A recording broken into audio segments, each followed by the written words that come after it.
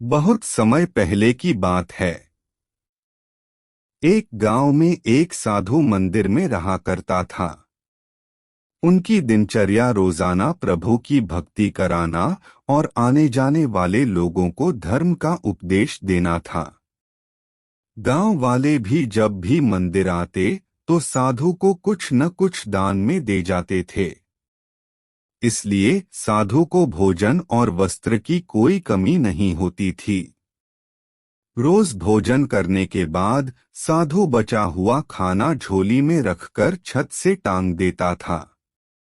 समय ऐसे ही आराम से निकल रहा था, लेकिन अब साधु के साथ एक अजीब सी घटना होने लगी थी।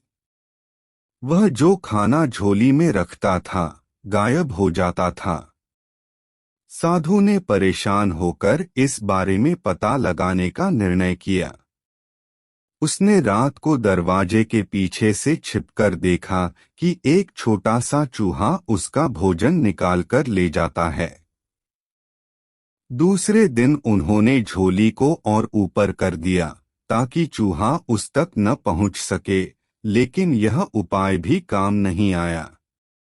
उन्होंने देखा कि चूहा और ऊंची छलांग लगाकर झोली पर चढ़ जाता और भोजन निकाल लेता था। अब साधु चूहे से परेशान रहने लगा था। एक दिन उस मंदिर में एक भिक्षुक आया। उसने साधु को परेशान देखा और उसकी परेशानी का कारण पूछा तो साधु ने भिक्षुक को पूरा किस्सा सुना दिया। भिक्षुक ने साधु से कहा कि सबसे पहले यह पता लगाना चाहिए कि चूहे में इतना ऊंचा उछलने की शक्ति कहाँ से आती है। उसी रात भिक्षुक और साधु दोनों ने मिलकर पता लगाना चाहा कि आखिर चूहा भोजन कहाँ ले जाता है। दोनों ने चुपके से चूहे का पीछा किया और देखा कि मंदिर के पीछे चूहे ने अपना बिल बनाया हुआ है। चूहे के जाने के बाद उन्होंने बिल को खोदा तो देखा कि चूहे के बिल में खाने पीने के सामान का बहुत बड़ा भंडार है। तब भिक्षुक ने कहा कि इसी वजह से ही चूहे में इतना ऊपर उछलने की शक्ति आती है। उन्होंने उस सामग्री का निकाल लिया और गरीबों में बांटा दिया। जब चूहा वापस आया तो उसने वहां पर सब कुछ खाली पाया तो उसका पूरा आत्मविश्वास समाप्त हो गया। उसने सोचा कि वह फिर से खाने पीने का सामान इकट्ठा कर लेगा।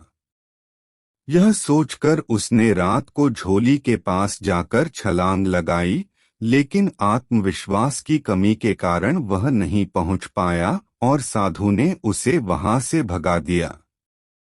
दोस्तों, संसाधनों के अभाव में आत्मविश्वास की कमी हो जाती है, इसलिए जो भी संसाधन आपके पास हो उसका ध्यान रखना चाहिए। मेरे प्यारे साथियों, अभी तक आपने चैनल को सब्सक्राइब नहीं किए हैं तो चैनल को सब्सक्राइब करें और अपने दोस्तों को शेयर करें। धन्यवाद।